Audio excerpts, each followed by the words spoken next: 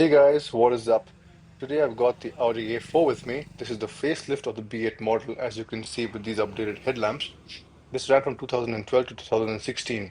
It's a beautiful sedan which has aged really well thanks to its understated design. It still looks modern and classy. It came in four variants with two engine options, the 2-liter diesel and the 1.8-liter TFSI. Excuse me for the car being a little dirty, it just rained some time back. Coming to the boot, you can see it's nice and large and square in shape.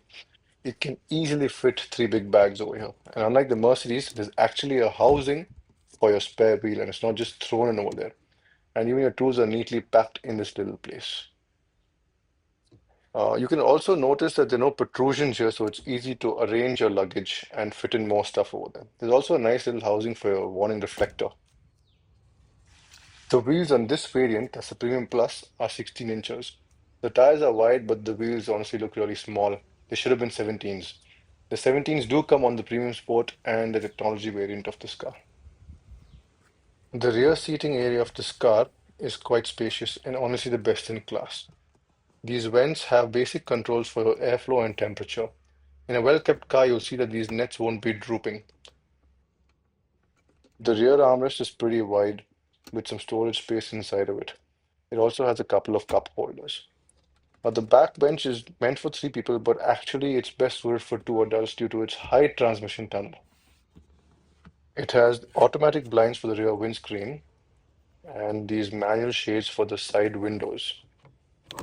In fact, all the windows on this car are one touch up and down.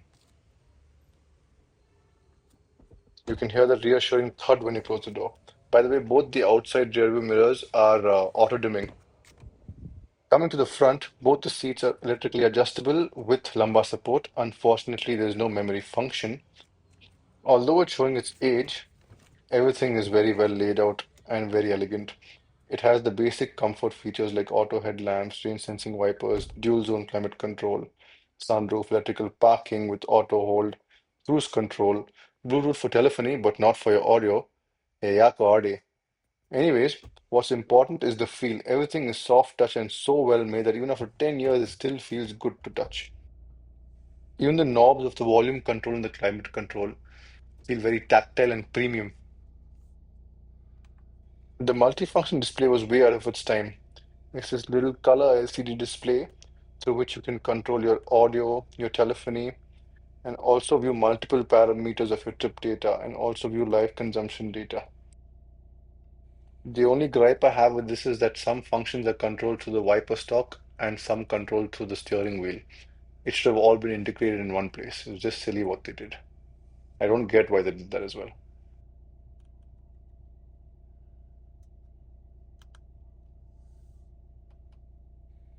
The indicator stalk, the wiper stalk, and these knobs, all these buttons, they're extremely premium and have a nice clicking sound to it. It has auto dimming inside rear view mirrors. It has a nice large glove box over here, which is illuminated and cooled. The center armrest has a decent amount of storage space and a 12-volt socket as well. It can be adjusted for height as well as front and back. You can find a very comfortable position with it.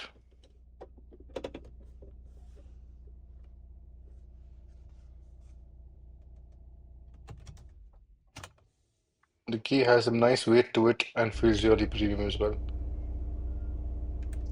So this central screen, which is called the Audi Concert or the Audi Symphony or the Audi MMI, depending on the variant, controls a lot of the features and functions of your car. For example, how long you want the light to be on once you switch off the car and walk out, or the brightness of the ambient lighting inside, checking the service interval of the car or the oil level, checking the tire pressure monitoring system over here, or resetting it. So there are multiple functions that you can control over here. Also connect your phone for the Bluetooth. Even though this was super slick for the time back then, now it's kind of outdated. Not all the features, but features such as Bluetooth audio, that is you cannot stream your music through your phone on this. That is kind of annoying. You can put in an SD card with all your music or get like a Bluetooth adapter and you can listen to your music or stream your music. The speaker system is amazing, no doubt about that. Apart from that, you can also upgrade the system to the latest Android one. Those are pretty expensive. This is the dual zone climate control. It's pretty slick. It feels very nice. These knobs are very tactile and feel extremely premium even now.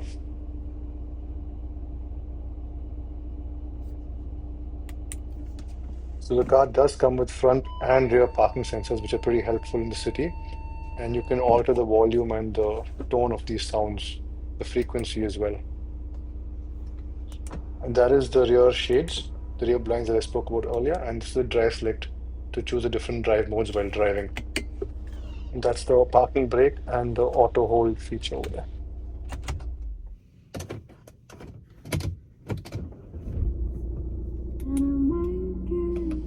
As mentioned earlier, the Audi A4 came with two engine options. I would personally avoid the petrol and stick to the diesel in this case. 2.0 TDI engine is super refined and a reliable engine.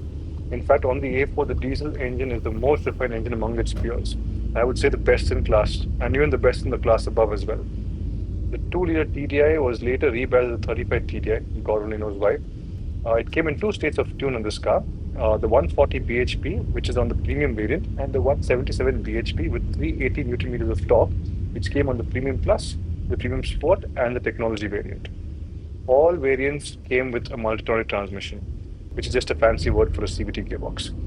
I would suggest you only buy the 177 bhp, and the way to find out if the car is a 177 bhp is by looking for the Audi Drive Select button. The 140 bhp models didn't come with the Drive Select. It's easy to find a comfortable driving position for a person of any size. The steering is really light, which is great for city use, and weighs up nicely when you gain speed on the highway. The car feels very planted and stable. Suspension is tuned perfectly. It's not too stiff, not too soft. The car has all the safety features that were available at the time, and I would say is way safer than most of the new cars sold today, even in the 30 to 40 lakh bracket. Another point to mention is that the noise insulation is great. You can barely hear any of the sound on the outside.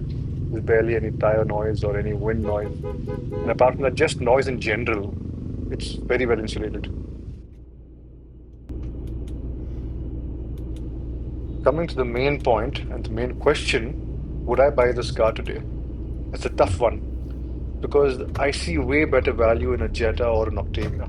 Granted, those cars don't feel as planted at high speeds or as premium as this car on the inside, but they do feel a little quicker because of the much superior DSG gearbox. And when I say they don't feel as planted or stable, I don't mean that they aren't. They are super stable and planted cars which will do crazy speeds on the highway and be very stable and safe as well. But it's just that this feels a little more planted and a little more better built. But if you really want a car with a premium badge, I would definitely recommend the Audi A4. There were so many of these cars sold that almost any decent garage knows how to repair these. The parts are easily available and not very expensive. As always, I always recommend that you get the car thoroughly checked to ensure that there wasn't any major accident, nor there are any major services due or any major repairs due. These cars are now approaching 10 years in age, so it's important to get certain things done, such as the gearbox serviced and the timing belt or the cam belt changed.